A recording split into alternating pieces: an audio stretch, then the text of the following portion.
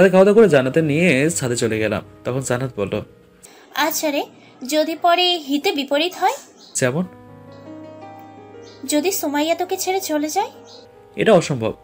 তুই এতটা শিওর হয়ে বলিস কিভাবে? দেখ, যে মেয়েকে 1000 বার বলার পরেও বিয়ে কথা বলার পরেও রাজি হয়নি, আর আমার কথা বলার সাথে সাথে রাজি হয়ে গেছে, তার মানে সুমাইয়া এখন আমাকে পাগলের মতো ভালোবাসে। আর যেহেতু একবার হারিয়ে পেয়েছে, তাই এত সহজে ছেড়ে যাবে বলে মনে হয় না। তার মানে তুই তার ভালোবাসার ফায়দা তুলতেছিস?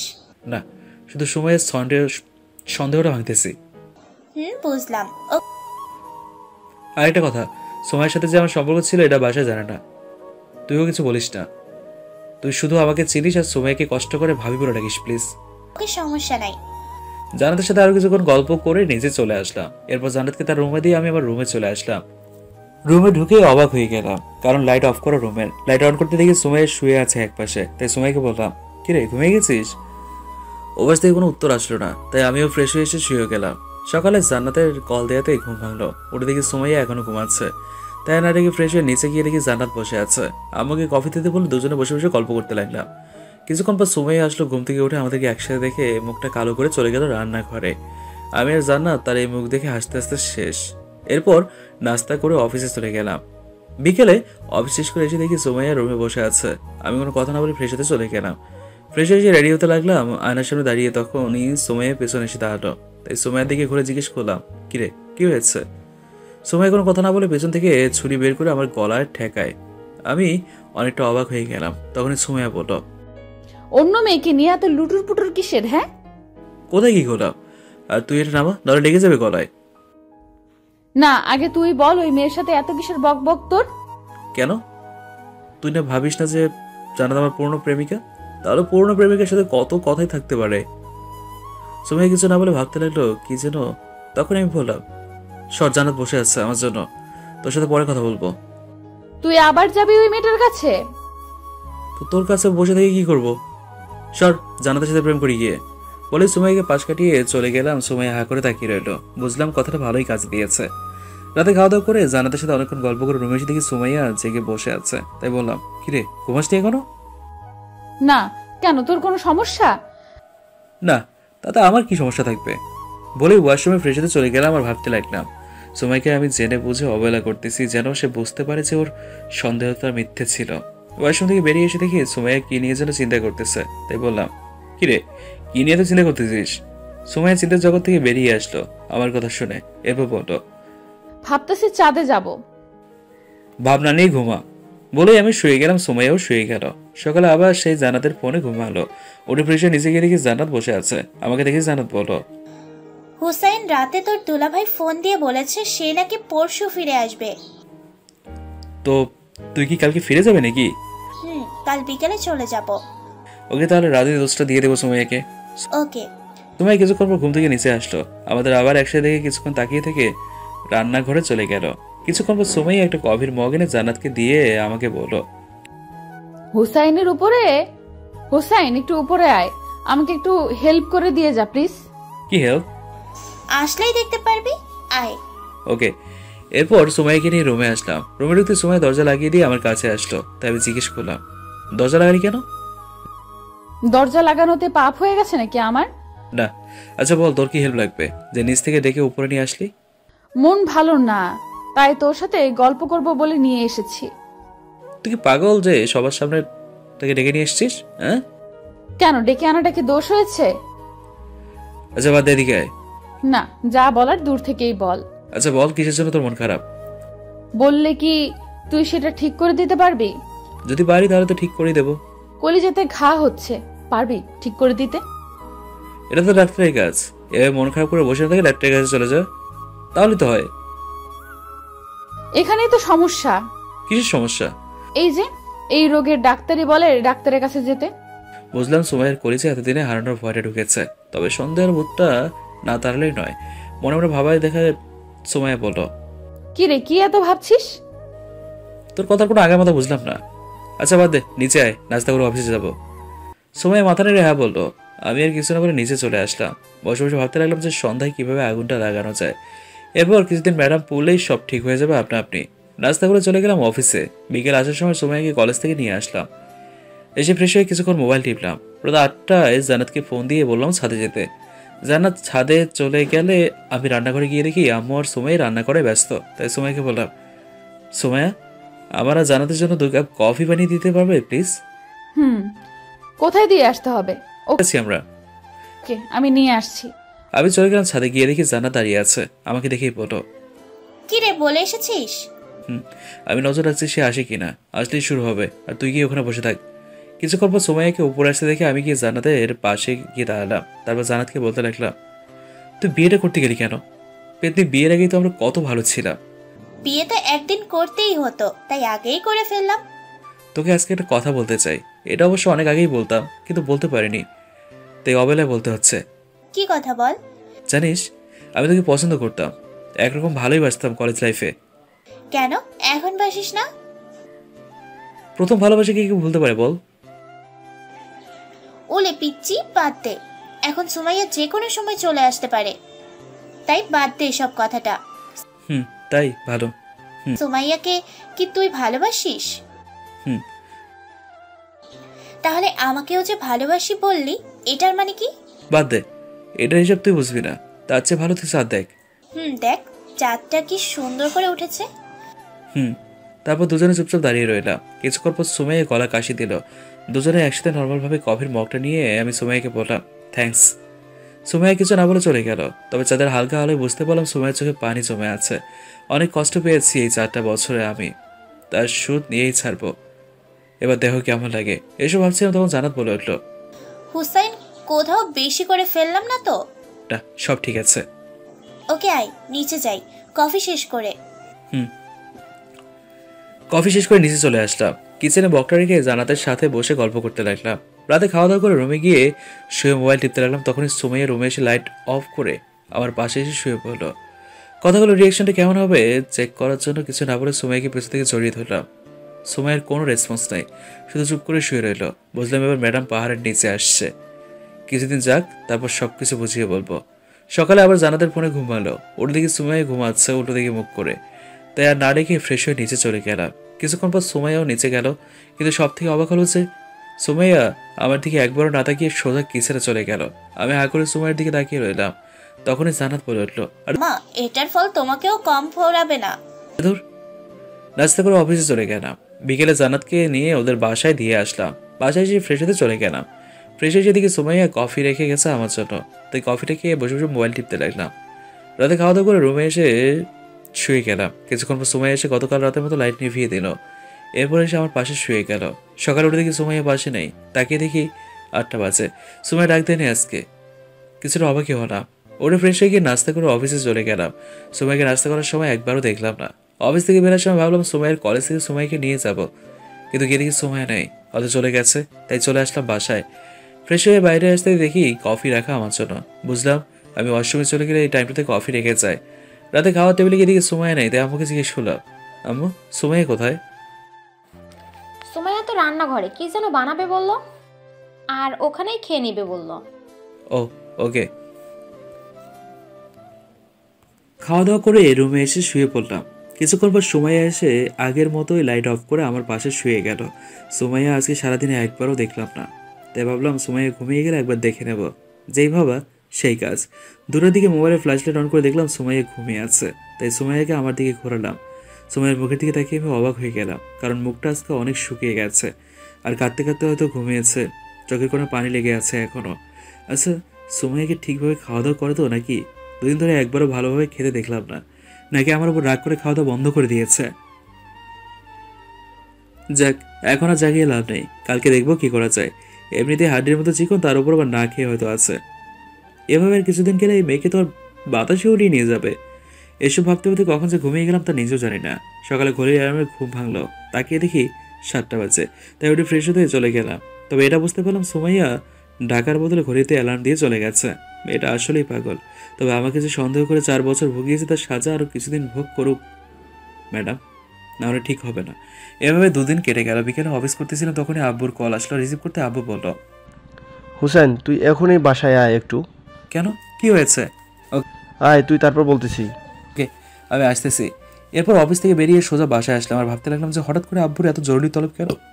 সুমাইয়া আব্বুকে কিছু বলেছে নাকি অন্য কোনো কারণে? এসব ভাবতে ভাবতে বাসায় চলে আসলাম। ভেতরে আসতে দেখি আব্বু আম্মু বসে আছে, কিন্তু সুমাইয়াকে কোথাও দেখলাম না। আব্বু রেগে আছে প্রচুর মনে হলো, তাই আব্বুকে জিজ্ঞেস করলাম, কি হয়েছে আব্বু, এত জরুরি আসতে বললে? আব্বু কিছু না বলে আমার কাছে আসলো, তারপর কোনো কথা বলে ঠাস করে গালে একটা চর বসিয়ে দিল। আমি অবাকের শেষ সীমানায় পৌঁছে গেলাম, কারণ বুদ্ধি হওয়ার পর থেকে আব্বু এই প্রথম আমার গায়ে হাত তুলেছে। আমি গালে হাত দিয়ে দাঁড়িয়ে আছি, ভাবছি আব্বু কেন মারলো আমায়। তখনই আব্বু বলে উঠলো, তুই কি করলি এটা? আর একটু হলে জানিস মেয়েটার কত বড় ক্ষতি হয়ে যেত। আব্বু তুমি কিসের কথা বলছো? আবার কথা বলিস? তুই কি এখনো বাচ্চায় আছিস, নাকি যে ভালো লাগে তাই করবি? আমি কি করেছি সেটা তো বলবে নাকি? আব্বু কিছু না বলে শুধু রাগি ভাব নিয়ে তাকিয়ে আছে। তখন আব্বু বলে উঠলো, আব্বার জিজ্ঞাসা করিস কি করেছিস? আচ্ছা তুই সুমাইয়া কি বলেছিস বলতো? সুমাইয়াকে কি বলবো আবার? আমি তো সুমাইয়াকে কিছুই বলিনি। ও তুই কিছু বলসই নাই? তাহলে মেয়েটা এমনি এমনি খাওয়া দাওয়া বন্ধ করে দিয়েছিল আর আজকে দুপুরে মাথা ঘুরে পড়ে যায়? মানে? আজকে দুপুরে মাথা ঘুরে পড়ে যায়, তারপর আমরা তাকে হসপিটালে নিয়ে যাই। তখন ডাক্তার বলে না খেয়ে থাকার জন্য নাকি মাথা ঘুরে পড়ে গিয়েছে। এখন বল তুই কি এমন বলেছিস মেয়েটাকে যে খাওয়া দাওয়া বন্ধ করে দিয়েছিল? আম্মু সুমাইয়া এখন কোথায়? মেহেরপুর সদর হসপিটালে। আচ্ছা তোমরা থাকো, আমি সুমাইয়াকে নিয়ে একবারে আসবো। সাবধান, এবার যদি কিছু বলেছিস মেয়েটাকে তাহলে তোর খবর আছে বলে দিলাম। আচ্ছা ঠিক আছে, আমি গেলাম, তোমরা থাকো বলে বাসা থেকে বেরিয়ে গেলাম। হসপিটালে গিয়ে রিসেপশনে সুমাইয়ের খবর নিয়ে সুমাইয়ের রুমে গেলাম। গিয়ে দেখি হাতে স্যালাইন লাগিয়ে রেখেছে, সুমাইয়া ঘুমিয়ে আছে। আমি সুমাইয়ের পাশে বসে ওর মুখটা দেখতে লাগলাম। অনেকটা শুকিয়ে গেছে সুমাইয়া, কয়েকদিন না খেয়ে চেহারাটা একদম নষ্ট করে ফেলেছে। তাই কেমন যেন মায়া হতে লাগলো সুমাইয়ার উপর। আমি বসে রইলাম সুমাইয়ের পাশে। কিছুক্ষণ পরে একজন ডাক্তার আসলো সুমাইয়াকে দেখতে। জিজ্ঞেস করলাম, আচ্ছা ডক্টর, সুমাইয়াকে কবে নিয়ে যেতে পারবো? এখনই নিয়ে যেতে পারেন, কিন্তু ওর খাবারের উপর নজরদারি রাখতে হবে কড়াভাবে। একবেলার খাবার যেন মিস না করে, আর ফলমূলের জুস খাওয়াতে হবে বেশি করে। আচ্ছা ঠিক আছে, সুমাইয়ের ঘুম ভাঙলেই সুমাইয়াকে নিয়ে যাব। Okay bye, be careful. And thanks. Welcome. কথাটা বলে ডক্টর চলে গেল আর আমি আবার সুমাইয়ের পাশে বসে রইলাম। রাত 8টায় সুমাইয়ের ঘুম ভাঙলো। সুমাইয়া নড়ে ওঠায় আমি উঠে ওর কাছে গেলাম। সুমাইয়া আমাকে দেখে মুখ অন্য পাশে ঘুরে নিল। একবার রাগ উঠে গেল, তাই সুমাইয়াকে বললাম, ওই এদিকে মুখ ফিরিয়ে তাকা বলছি। কিন্তু না, ম্যাডাম ইগো বেশি, তাই এদিকেই ফিরে আছে, ওইদিকেই। তাই জোর করে সুমাইয়াকে আমার দিকে ফেরালাম আর ধমক দিয়ে বললাম, ওই চুপ করে তাকিয়ে থাক, তাহলে মেরে এখানেই গালগুলো লাল করে দেবো। সুমাইয়া কিছু না বলে চুপ করে তাকিয়ে রইল। কি বলবো, রাগই শেষ হইতেছে না। নিজেকেই ভুল বুঝে চলে গেছে 4 বছর আগে, আবার এখন নিজে নাক ফুলিয়ে বসে আছে। তাই বললাম, চলো বাসায় যাব। আমি যাব না ওই বাসায়। কেন?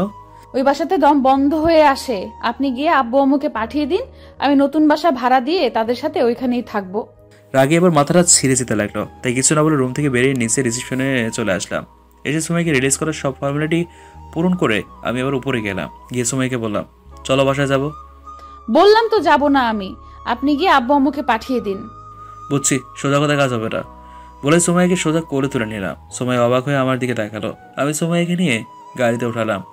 এরপর গাড়ি নিয়ে চলে গেলাম সোজা একটা নদীর নির্জন পাড়ে। সুমাইকে কোলে করে নিয়ে একটা বেঞ্চে বসালাম। এরপর সুমাইয়ের সামনে দাঁড়িয়ে বললাম, তোমার কি আমাকে মানুষ মনে হয় না? হ্যাঁ? সুমাই কিছু না বলে চুপ করে রইল। তাই বললাম, কথার উত্তর না দিলে মেরে এই নদীতে ফেলে দিয়ে যাবো বলে দিলাম। বল, আমাকে কি তোর মানুষ মনে হয় না? কেন? তাহলে তুই নিজের ইচ্ছে মতো আমাকে নিয়ে খেলবি আর আমি কিছু করলেই ভাব নিবি? এটা কোন ধরনের কথা? আমি কি তোকে না করেছি নাকি? জান্নাত নিয়ে তুই যা ইচ্ছে কর, আমি তোকে কিছুই বলবো না। থাপ্পড় দিতে দাঁত ফেলাই দেবো বেশি বুঝলে। ওই আমি তোর বলছি আমি জান্নাতকে পছন্দ করি বা ভালোবাসি? না, তবে ওই দিন ছাদে আমি সব শুনেছি তোদের কথা। হ্যাঁ, সব শুনেছি তোদের কথা। আমি আর জান্নাত ইচ্ছে করে তোকে এসব কথা শুনিয়েছি। কারো মনে আঘাত করলে কেমন লাগে এবার বুঝলি তো? মানে? রাগ তোকে বোঝাচ্ছি। বলেই ফোনটা বের করে জান্নাতকে ফোন দিলাম আর লাউড স্পিকারে দিয়ে দিলাম। জান্নাত ফোন রিসিভ করে বলল, হুসাইন, সুমাইয়ার কি অবস্থা এখন? ভালো। আসলে ওই দিন সুমাইয়াকে শায়েস্তা করতে গিয়ে তুই বেশি বলে ফেলেছিলি, তাই দেখলি আজকে কি একটা অবস্থা হয়ে গেল। ওকে। আচ্ছা এখন সুমাইয়াকে সব সত্য বলে দে, না হলে বেচারি না খেয়ে মারা যেতে পারে এমন ভাবে। ওকে, রাখি, আল্লাহ হাফেজ। আল্লাহ হাফেজ। ফোন রেখে দিয়ে সময়ের দিকে তাকিয়ে দেখি সময় রাগি চোখ নিয়ে আমার দিকে তাকিয়ে আছে। সময় তখন বলল, তার মানে তোরা দুজন মিলে ওই দিন আমার সাথে নাটক করেছিলি? তা না তো কি? তোর কি মনে হয় জান্নাতকে আমি ভালোবাসতাম? হ্যাঁ, তাহলে জান্নাতকে অন্য কোথাও বিয়ে হতে দিতাম আমি? তাহলে আমাকে এতদিন কষ্ট দিলি কেন? এমনি মন চেয়েছে তাই। কি মন চেয়েছে তাই এতটা কষ্ট দিবি আমাকে? সময় বলে রাগে চোখ লাল নীল হলুদ সবুজ রং ধারণ করলো। এরপর আমার কাছে এসে ঠাস করে একটা চর বসিয়ে দিল গালে। তখন আমিও দেরি না করে সময়ের গালে ঠাস করে চর বসিয়ে দিলাম। সময়ের গালে হাত দিয়ে বলল, আমাকে মারলি কেন তুই? আগে বল, তুই মারলি কেন আমাকে? তুই আমাকে এতদিন কষ্ট দিয়েছিস তাই। তোকে 5 দিন কষ্ট দেওয়া একটা চর দিয়েছিস, তাহলে হিসাব কর। আমাকে যে ভুল বুঝে 4 বছর কষ্ট দিয়েছিস, তাহলে তুই কয়টা চর পাও না? হিসাব করে দেবো? হিসাব করে দেবো নাকি সবগুলো? সময় কান্না মুখে দাঁড়িয়ে রইল আমার সামনে। কখন যে কান্নার বৃষ্টি শুরু হয়ে যায় আল্লাহ জানে। তাই বললাম, চুপ, একদম কাঁদবি না। আচ্ছা সরি, যা, আর জীবনেও তোকে সন্দেহ করব না। এবারের মতো মাফ করে দে আমাকে। কানে ধর আগে। আচ্ছা এই নে ধরলাম, এবারের মতো মাফ করে দে। জীবনে যদি আর কোনোদিন সন্দেহ করিস তাহলে এরপর আর কিছু না বলে হাতের ডিভোর্স পেপার ধরিয়ে দেব, তোকে বাসা বাড়িয়ে দেব। সরি, সেই দিনটা আর আসবে না। এখন বল মাফ করেছিস কি না? এবার এদিকে। ব্যাস, সময় গিয়ে আমাকে জড়িয়ে ধরলো। এভাবেই কিছু থাকার পর আমি বললাম, তোর মনে কি এখনো আমাকে নিয়ে কোনো সন্দেহ আছে? না, কেন? তাহলে এত আস্তে জড়িয়ে ধরেছিস কেন? হ্যাঁ, শরীরে কি আর জোর নেই? এখনো সুস্থ হইনি, সুস্থ হওয়ার পর শক্ত করে জড়িয়ে ধরবো।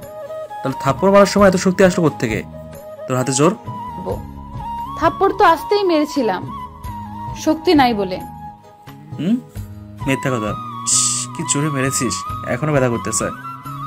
চুপ, মিথ্যা কথা না বলে আয়, বাসায় যায়, আব্বু আম্মু বসে আছে। চল। এবার সময়কে নিয়ে চলে আসলাম। আসার পথে সারাটা রাস্তা সময় আমার হাতটা জড়িয়ে ধরে কাঁধে মাথা রেখে শুয়েছিল। বাসায় ঢুকতে দেখি আব্বু আম্মু সময়কে নিয়ে ব্যস্ত হয়ে গেল, আর আমার দিকে দুজনেই রাগি চোখ নিয়ে তাকালো। আমি কিছু না বলে রুমে গিয়ে ফ্রেশ হয়ে নিলাম। ওয়াশরুম থেকে বাইরে আসতে দেখি সময় দাঁড়িয়ে আছে, তাই বললাম, ফ্রেশ হয়ে আয়, খেতে যেতে হবে। বলে সময় ফ্রেশ হতে চলে গেল। এরপর নিচে গিয়ে খাওয়া দাওয়া করে উপরে চলে আসলাম। রাতে এসে আমি শুয়ে রইলাম। কিছুক্ষণ পর সময় এসে দরজা লাগিয়ে আমার পাশে শুয়ে গেল। আমি সময়কে চালানোর জন্য কোলবালিশ জড়িয়ে ধরে শুয়ে গেলাম। সময় কেমন যেন রাগি ভাব নিয়ে আমার দিকে তাকিয়ে রইল। এরপর হঠাৎ সময়ে কোলবালিশটা টেনে নিয়ে গেল। আমি দেখাতে দেখি সোমাইয়া কোলবালিশটা জানালা দিয়ে নিচে ফেলে দিল। এরপর বিছানায় এসে লাল নীল হলুদ রাগির চোখ নিয়ে তাকিয়ে আছে আমার দিকে। তাই জিজ্ঞেস করলাম, কিরে কোলবালিশ নিয়ে কেন, আর এভাবে তাকিয়েছিস কেন? বউ থাকতে গোলবালিশ জড়িয়ে ধরেছিস কেন?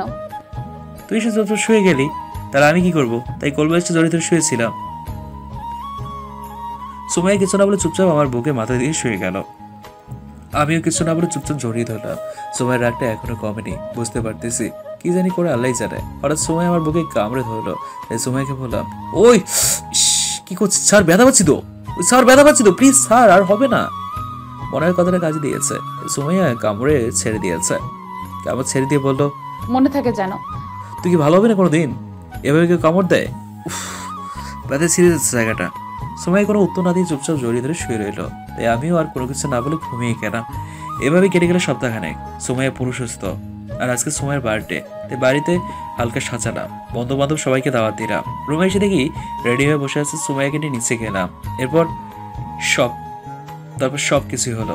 অনুষ্ঠান শেষ করে সবকিছু গোছাতে প্রায় 3টা বেজে গেছে। তাই ফ্রেশ হয়ে ঘুমানোর জন্য রেডি হতে লাগলাম। কালকে শুক্রবার, তাই কোনো চাপ নেই, সময় নিয়ে সবকিছুই করলাম। সময় আজ অনেক খুশি। সময় ফ্রেশ হয়ে এসে আমাকে জড়িয়ে ধরলো, আমার দিকে তাকিয়ে বললো, আজকে না আমি অনেক খুশি। বুঝলাম। আর কিছু বলবি নাকি ঘুমাতে যাবো? আরে শুন না, তোর সাথে একটা কথা আছে। কি কথা? তুই তো আজকে আমাকে এত সুন্দর একটা জিনিস গিফট করলি, তো আমি তোকে একটা রিটার্ন গিফট দিব। কি গিফট? যেটা বাসর রাতে পাওনা ছিলি সেটা। মানে? বলে সময় আমাকে দেয়ালের সাথে ধাক্কা দিয়ে আমাকে লাগিয়ে ফেললো। এরপর আমার ঠোঁটগুলো সময় নিজের আওতাভুক্ত করে ফেললো। সকালে ঘুম ভেঙে দেখি সময় এখনো ঘুমাচ্ছে। তাই আমি কিছুক্ষণ সময়ের দিকে তাকিয়ে রইলাম। তার মুখে পড়ে থাকা এলোমেলো চুলগুলো তার কানের সাইড দিয়ে গুছে দিলাম। সোমাইয়া হালকা নড়ে আমাকে আরো শক্ত করে জড়িয়ে ধরলো। আমি তাকিয়ে রইলাম এক নজরে তার সেই মায়াবী মুখের দিকে। কিছুক্ষণ এভাবে তাকিয়ে দেখে নিজেকে বাস্তবে ফিরিয়ে আনলাম। ঘড়ির দিকে তাকিয়ে দেখি 8টা বাজে। তাই ভাবলাম এত তাড়াতাড়ি ঘুম ভেঙে গেল। সুমাইয়াকে হালকা করে ডাক দিতে সুমাইয়া বলল, ঘুমাতে দে। বলেই আমার উপর উঠে শুয়ে গেল। আমি আর কি বলবো, তাকিয়ে রইলাম সুমাইয়ার দিকে আর ভাবতে লাগলাম, যাক মেয়েটাকে বোঝাতে পেরেছি, পাগলিটা আসলে আমাকে অনেক অনেক ভালোবাসে। এসব ভাবতেছিলাম তখনই সুমাইয়া চোখ খুললো। তাই সুমাইয়াকে বললাম, আচ্ছা সুমাইয়া, তোকে একটা কথা জিজ্ঞেস করি। বল। তুই আমাকে এত সন্দেহ করিস কেন? দেখ, তোকে অন্য মেয়ের সাথে দেখলে আমার অনেক খারাপ লাগে, তার উপর ভয় লাগে যদি ওই মেয়েটা তোকে আমার থেকে ছিনিয়ে নিয়ে যায়, তাই তোকে আগলে রাখতে চাই, তাই সন্দেহ হয় এত। আমাকে তোর কাছ থেকে কেউ ছিনিয়ে নিতে যেতে পারবে না, তাই ভয় পাস না আর, ওকে? বলে সুমাইয়া আবার বুকে মাথা দিয়ে শুয়ে গেল। আমি সুমাইয়াকে জড়িয়ে ধরে ভাবতে লাগলাম, পাগলিটা আমাকে নিয়ে এত চিন্তা করে, আমাকে হারানোর ভয় নিয়েও থাকে দেখি। হ্যাঁ, পাগলি কথাকার। মনে মনে হালকা হেসে দিলাম। এসব ভাবতে ভাবতে কখন যে ঘুমিয়ে গেলাম তার বলতে পারবো না। এমন পাগলি সবার লাইফে থাকলে প্যারা দিবে, এটা ঠিক, তবে আপনার লাইফে ভালোবাসার কোনো কমতি হবে না।